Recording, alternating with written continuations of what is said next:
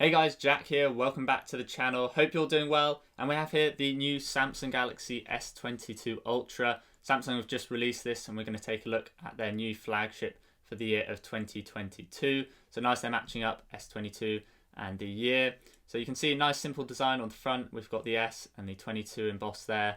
On the bottom we have the specs of this model, so this is the base with 128 gigs of storage, and you can get this all the way up to 1 terabyte.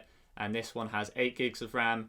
Anything else higher in terms of storage will come with 12 gigs of RAM, and this is the Phantom Black. They do 4 base colours that are available everywhere, and then a few extra colours, especially at the Samsung store, but the base ones are the Phantom Black, the Burgundy, the Green, and the Phantom White. So we'll go ahead and lift off the box, and there is the S22 Ultra. So we'll go ahead, lift it up and just put it off to the side for now, see what else we get inside of the box, which isn't going to be much, as most of the phones these years don't come with anything inside. So we've got the SIM ejection tool on the back. If we go ahead and open up the box, we should get a charging cable.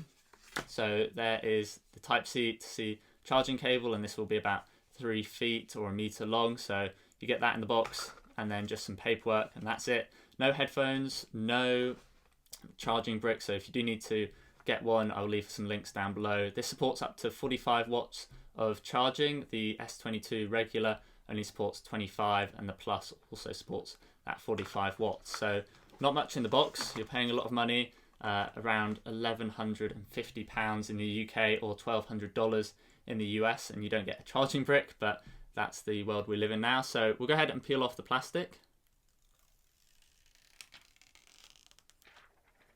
And that's always very satisfying. So we're met on the front here with a 6.8 inch Quad HD display, and it supports LTPO, so that's the screen technology, and the refresh rate is from 1 Hz, so save power, all the way up to 120 Hz, so you're getting the latest and greatest.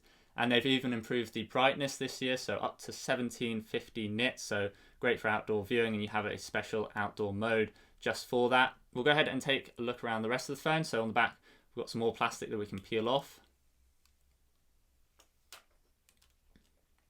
And you can see the cameras here. So we have the ultra wide at the top, and that is a 12 megapixel ultra wide camera. Then we have the huge 108 megapixel wide shooter, and then 2 10 megapixel telephoto cameras. So we have one here and one here, and that's a 3x and 10x camera.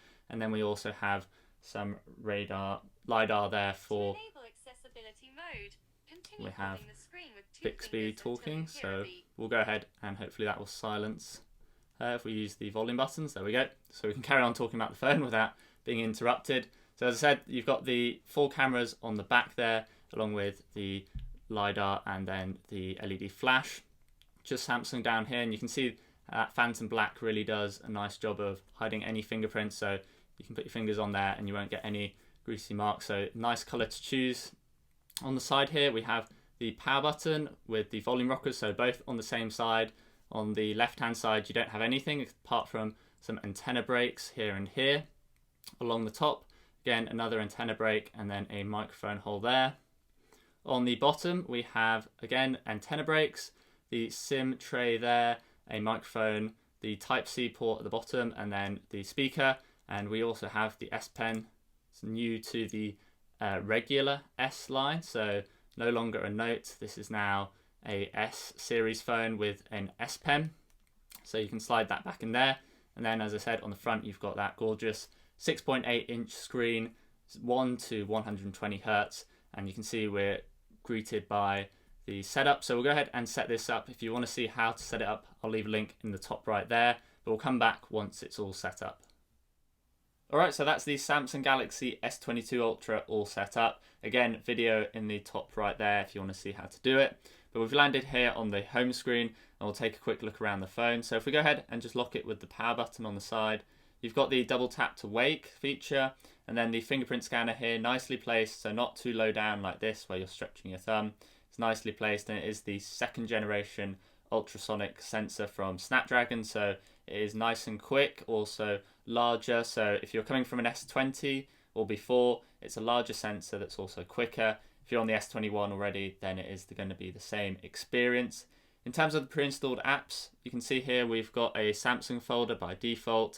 So that's got quite a few duplicate apps as Google as well. So you've got Photos, the internet browser. Again, you have that on the Samsung side, and then you also have some extra Samsung ones. The nice feature is though, when you're setting up the phone, you do have the option to choose some of the apps that you want to install. So you can get rid of some things, and also most of them can be uninstalled. So Facebook, Spotify, YouTube Music, you can get rid of duplicate apps if you want to. In terms of storage, with what that leaves us with, if we scroll down in settings into device care, you can see we've just got over 96 gigs. Now this is with everything updated, the software and all the apps. So this should be worst case scenario. You're left with around about 76% of the storage left, and that's on this 128 gig model. So that should give you some idea if you need more storage, because there isn't any micro SD support. So if you need to get more storage, go ahead and get that when you're buying the phone. In terms of some other important settings, if we go into display, this phone does support 120 Hz. So you can see there up to 120 Hz, and it goes all the way down to 1 Hz. So unlike the S22 and the S22 Plus, they will go from 120 down to only 48. So this saves some extra power. And again, compared to the S21 Ultra, that went down to 10 Hz. So again, another improvement hopefully for battery life. And again, if we scroll down here to screen resolution, you do have the option to go all the way up to that Quad HD 1440p. By default, it's on Full HD, but the nice thing is you can run both if you want to. Now, you probably won't see any difference, so I'd recommend just leaving it in 1080p, but you do have the option to run both 1440p and 120 Hz. And then in terms of the rest of the phone, I forgot to mention you do have that 40 megapixel front-facing camera up there at the top, so nicely hidden in there. And then in terms of the rest of the phone, I've been using it for a few hours, so actually you can see the back here, it really does hold up well to fingerprint. So this Phantom Black does really nice with this sort of matte finish. I'm sure the white, burgundy and the green will all be the same. The only problem is with the cameras, you can see there it's already picking up some dust and dirt around these camera lenses, so just bear that in mind. If you do have a case, hopefully that will solve the problem, but if you're rocking the phone without a case, you will get dirt there and have to keep wiping it off, which is a bit annoying, but that is really the only issue so far. That and the size, and then you have the S Pen down here at the bottom as well, so we'll take a quick look at that. You get an S Pen. It is the black color this time, no fancy colors to match the phone, so just a black. It's almost more rubberized as well compared to previous Notes if you've had one, but it pretty much has all the same features. So you have note taking, screen selection, all of this. You can use it for drawing, annotating, all the features you would expect from a Note. So if you've had one already, it's going to be the same functions, and you have the little button here, so it's Bluetooth connected, so you can control volume, play and pause media, or use it to take photos. So pretty useful, and it is stored just inside the phone. So unlike previous S models where you had to buy a bulky case and store it, it is now stored inside the phone. And that's pretty much it. Yeah, the S22 Ultra. If you have any questions on it, do post a comment down below, and I'll try and get back to you as soon as possible. Make sure you're subscribed over there on the left for upcoming videos. There'll be a lot on charging and some how-to videos, so make sure you're subscribed. And if you found this video useful, do please hit that like button down below. It really helps out the video and the channel. Thanks for watching, everyone, and I'll see you in the next one.